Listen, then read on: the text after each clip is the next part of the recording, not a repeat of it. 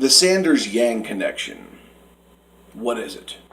There's a connection between these two candidates, and it's populism.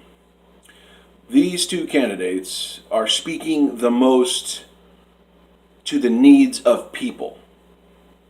There's no other candidate that comes close to Bernie Sanders and Andrew Yang when it comes to addressing the economic necessities that we need to implement, whether it's UBI, whether it's Medicare for all. On Bernie's side is Fight for 15 and Medicare for all, and Green New Deal, and free college, and these populist ideas and candidates are going to win in 2020. I just know they are, because we're at some critical juncture. Kyle Kulinski said we're in a populist political cycle, and that's true because Donald Trump is our president. He ran as a fake populist. He had the rhetoric down. Donald Trump was an awesome fake populist, and even if he was a real populist, he would be an ineffective populist because he's so swamped down with problems. And with the Democrats gaining control of the House, his problems are just going to get exponential, and he's done. He's swamped. It's over for Donald Trump, and any populist fantasy you had of him bringing jobs back is effectively over. It's just done. He is swamped. He's done. Stick a fork in him. Okay. Anyways, but Sanders and Yang, the populist connection is what's going to bring people to the voting booth in 2020. And no one comes close to these two candidates.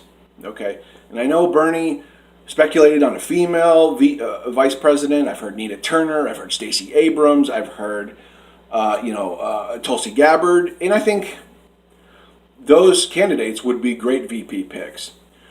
But when it gets down to it, I think Andrew Yang is going to take off.